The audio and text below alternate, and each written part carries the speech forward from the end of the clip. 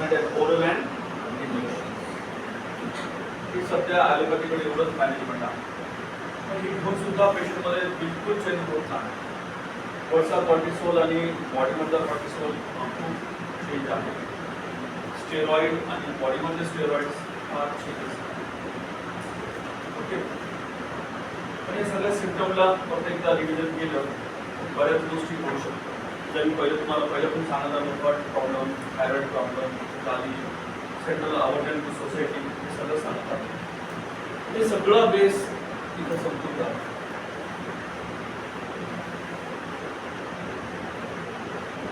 त्या सगळ्या बेसला माणूस सोडून फेथ सगळं गेलं. या सगळ्या गोष्टी उडाल्या.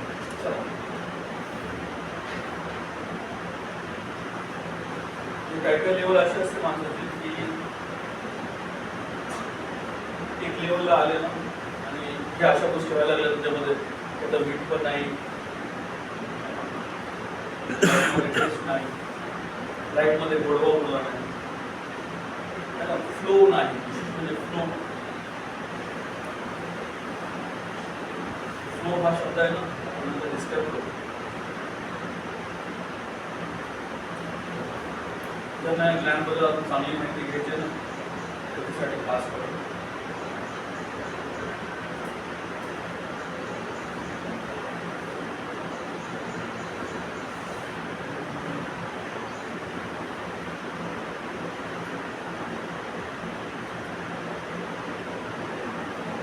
सांख्यज्ञ उपनिषद वाचायचं. 9वा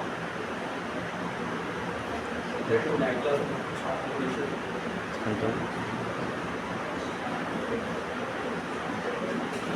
त्याला छंदगो असं पण म्हणतात. चांगलं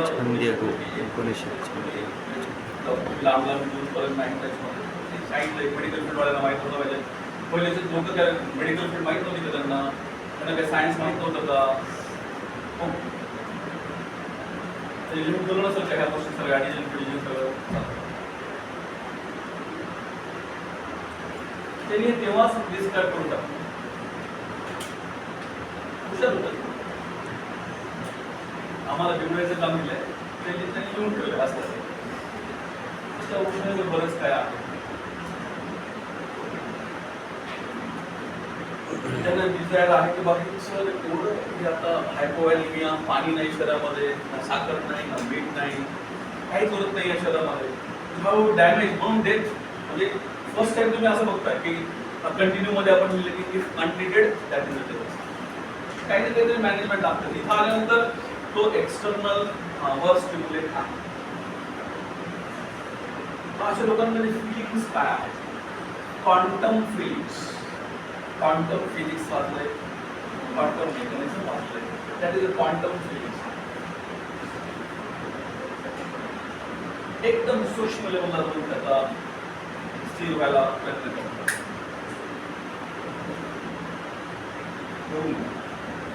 level of hormone, level of study तुमच्यामध्ये क्रिएट व्हायला प्रयत्न तुम्ही क्रिएट केलं. मी ना मला एक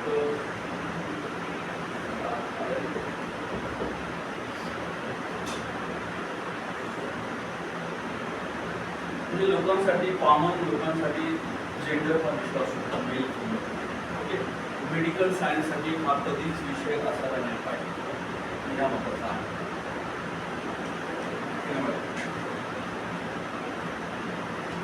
तुम्ही बॉडीला इम्पॉर्टन्स देऊन मेल फिमेल बघत असाल तर तुम्ही सगळ्यात मोठी घडचूक करताय.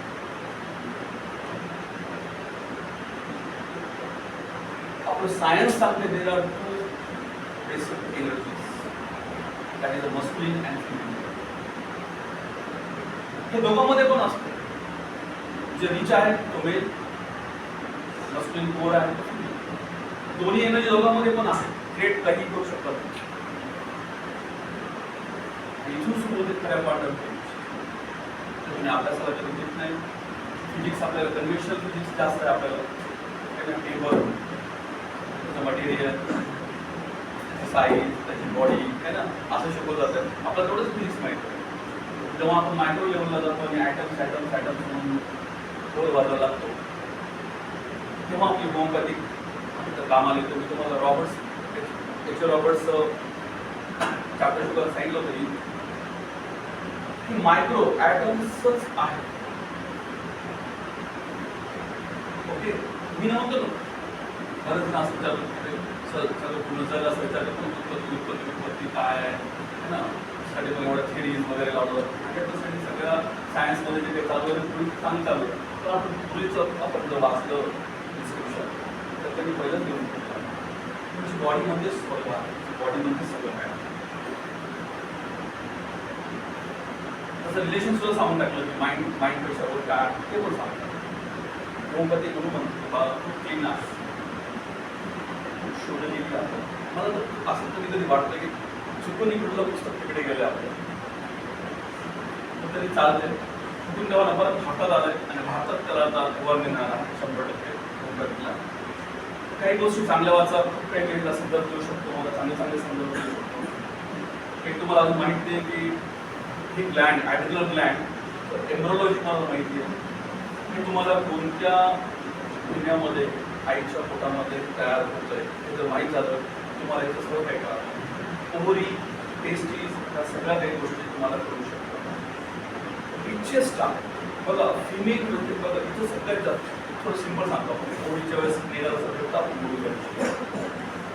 हा फिमेल एनर्जी आहे ना सगळ्यात जास्त क्रिएटिव्हिटी साठी मांडला जातो. म्हणून मी रुब्रिक सुद्धा तेच घेत असतो. पीसीओडी मध्ये आलं ना नॉन क्रिएटिव्हिटी होणं म्हणजे पीसीओडी होणं आहे. क्रिएशन ओहम ही ऊर्जा आहे, ती ऊर्जा अशी आहे ना new create a new life. Sperm is a muscular muscles, sperm मध्ये फक्त मस्क्युलर आहे, न्यू लाईफ देऊ शकत नाही ते. फिमेल स्ट्रॉंगर आहे मेल पेक्षा, सिद्ध होऊन जातं एका फॅक्टरमध्ये. आम्ही आम्हाला इम्पॉर्टन्स देत नाही त्या ओमबद्दल. आम्हालाच काही माहित नाही, आम्ही स्टडी करत नाही, आम्ही मेडिकल फील्डमध्ये असून सुद्धा आम्हाला माहित नाही. म्हणून ते ना चटर्जी डेफिनेशन त्याशिवाय बरोबर विचार केला होता. चटर्जीची समजते ना अन्न री पुढं एक असं एक म्हणजे डेफिनेशन मध्ये सांगून टाकलं. मेन्सेस येणं म्हणजे काय आहे, फर्टिलाइज न झालेल्या ओव्हमची शोक यात्रा म्हणजे मेन्सेस. म्हणून मॅक्झिमम फिमेल मध्ये त्यावेळेस एनर्जी नसते, ती वीक होऊन जाते, तिला लूजनेस एक डिप्रेशन सारखी फिलिंग लागते. तर तिने तयार केलं एक तो लॉस होतो अनफर्टिलाइज. चांगलं सांगितलं फिजिओलॉजी शिकवलं वाचलंच नाही की प्रत्येक दिवस एक एक फेज वाचा, तुम्हाला कळून जातील काय होतं आहे त्या पिरियड्स. आणि आता मी झटकून सर्च अशी काही मेडिसिन आहे का सर, तर जेव्हा एकच वाटतं रिस्पेक्ट द्या म्हणजे तेवढं एकच वाटतं. तुम्ही ना मेडिकल स्टुडंट आहात, तुम्हाला अवेअरनेस आहात. बिलकुल सप्रेस मेन्सेस म्हणजे मेन्सेसच आहे. जाऊ द्या, आज मी होतो ना काल पण आल्यानंतर शिक्षण दिल्यानंतर आज एवढी सायकोलॉजी चेंज होण्यामागचे कारण हार्मोनल सप्रेशन. ओके, त्यामुळं फिमेल व्यवस्थित राहील ही सगळी एनर्जी म्हणून मॅक्झिमम आहे ना एक बेसिक इमोशन सांगतो मी पिरियडच्या रिलेटेडमध्ये, ओव्हरीच्या रिलेटेडमध्ये. Settle down. मेल लोकांना सेटल डाऊन नसतं. कुठेही ते सर्वाइव्ह होऊ शकतं. फिमेल मला खूप वाटत नाही, एका ठिकाणी व्यवस्थित सेटल व्हायला पाहिजे, स्थिरता आली पाहिजे, की त्या एनर्जीचं पण त्याच्या अपोजिट स्पर्म. म्हणून इथं पूर्ण महिन्यामध्ये एक ओव्हरीमध्ये एक ओव्हम प्रोड्यूस व्हायला थोडी ॲबिलिटी लागते, थोडं strong energy creation. Pro creation ज्याला आपण मराठीत काय म्हणतो प्रजननला एक शब्द आहे ना चांगला शब्द नाही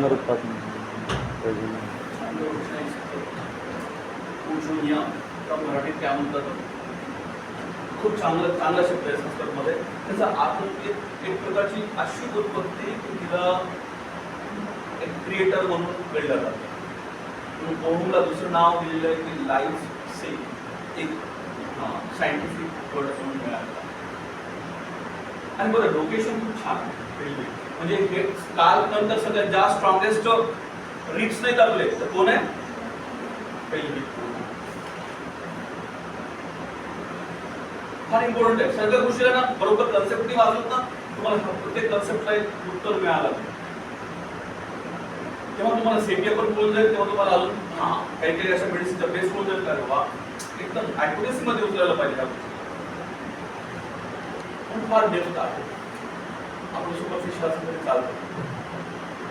आज खाना पढ़ाई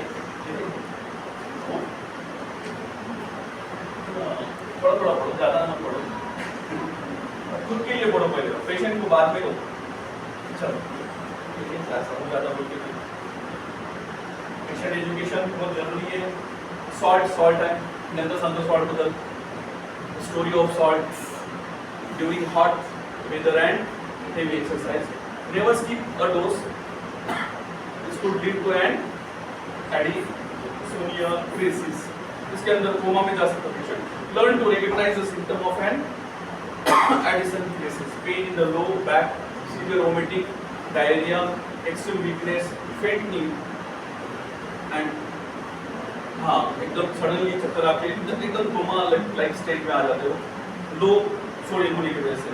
Fear,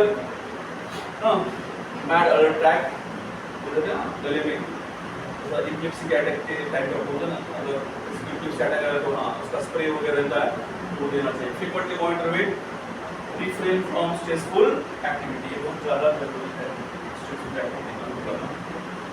ये रहने दो आपके लिए नहीं.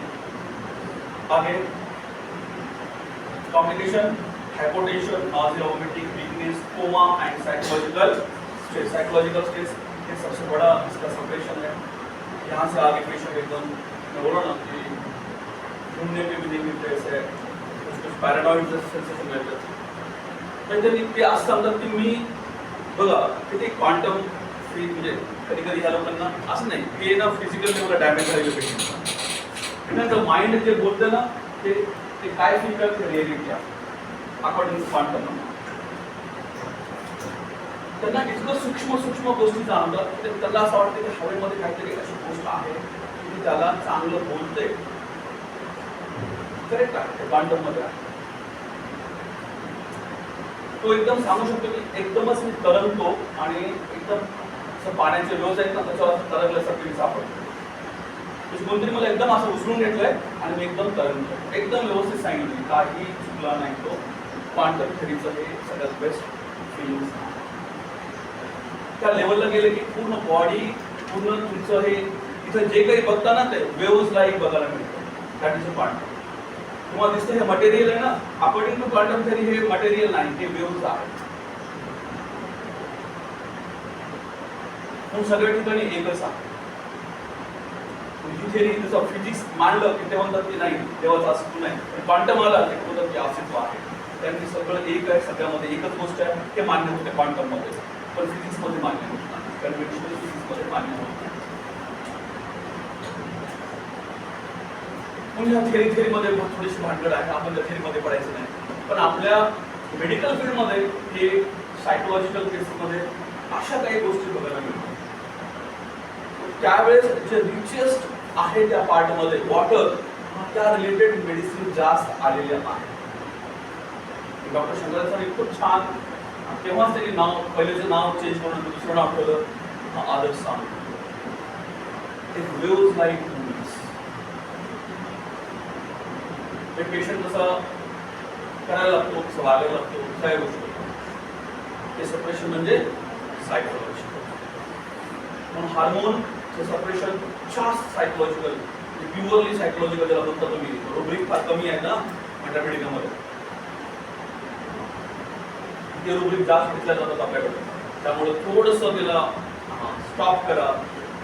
जोपर्यंत तुम्हाला थायरॉइडचा पेशंट भेटणार नाही त्यावरचे लेवल म्हणणार नाही. सांगितलं हेड आहे थायरॉइड आणि त्याला हिमालयावर शांतता पाहिजे. हिमालय तरी कधी बघितलं नाही.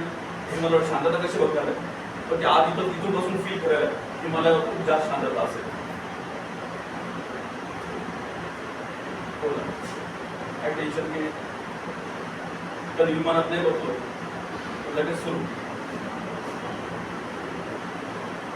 ह्या गोष्टी जेव्हा येतात तेव्हा या सायकोलॉजिकल स्ट्रेस तुम्ही इमॅजिन करू शकता. त्या पेशंट अजून बघितलं नाही, ते पेशंट बोलताना नाही बघितलं म्हणून थोडंसं अवॉइड करा.